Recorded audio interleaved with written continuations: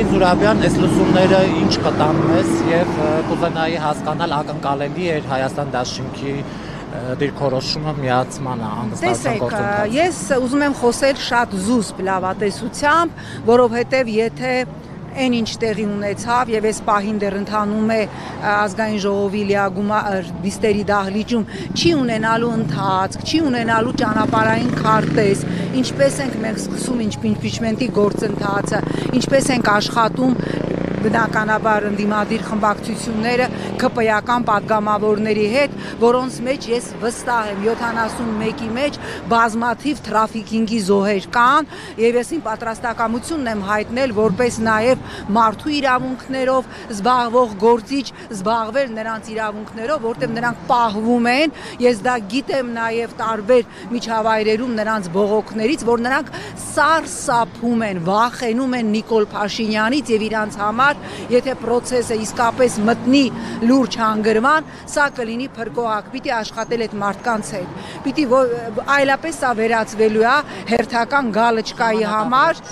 եւ գիտեք ինչ հիմա արվի ժամանակավրեպ չի, ինչի ժամանակավրեպ չի, որովհետև եթե նախկինում Նիկոլը առաջնորդվում էր Գեբելսի 9-րդ կանոնով, որ քծնեք ժողովրդին, խաբեք, սիրաշահեք, ասեք սիրում եմ ձեզ, խոնարհվում եմ ձեր առաջ, ինչը 18 թվականի դագաղների իշխանազավթումի առ այսօր գրեթե միջև վերջերս անում էր Նիկոլը, հա,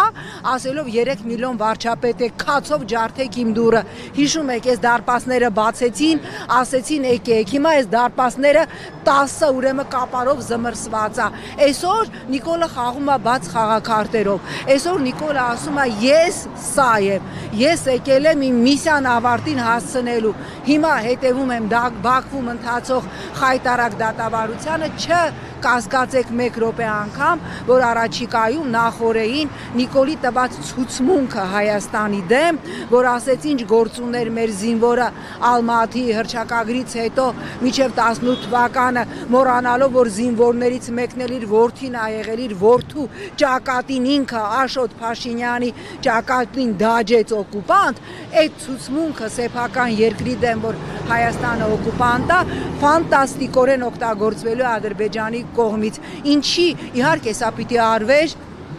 այն պահից, երբ որ ընդդիմությունը 21 թվականի օգոստոսի 2-ին վերցրեց մանդատ եւ ասեց մենք եկել ենք մեկ օրակարգով հեռացնել այս ռեժիմին, բայց հիմա ամեն օր պիտի արվի, սա չհաջողի, նորից պիտի արվի, ինչի համար, որովհետեւ Նիկոլը խաղում է բաց խաղաքարտերով, մարդը արեց 2 ծանրագույն խոստովանություն այս մի քանի օրվա մեջ, առաջինը արդեն ասեցի, որ ասեց, որ 18 թվականից մեր զինվորը ինչի էր այնտեղ միջև 18-ը ըստ էության խոստովանելով որ Հայաստանը հա ռազմական հանցագործ օկուպանտ է եւ ի պատասխան հարցերին ինչի չես հրապարակել 19 թվականի ապրիլին հետո հունիսին քո սեղանին դրված փաստաթուղթը ԵԱՀԿ Մինսկի խմբի ըստ էության ասեց այո միտումնավոր չեմ արել որովհետեւ գնացել եմ Ադրբեջանի եւ Թուրքիայի հետ հարաբերությունների բարելավման մոդելով ըստ էության խոստովանեց որ պատերազմը եղել է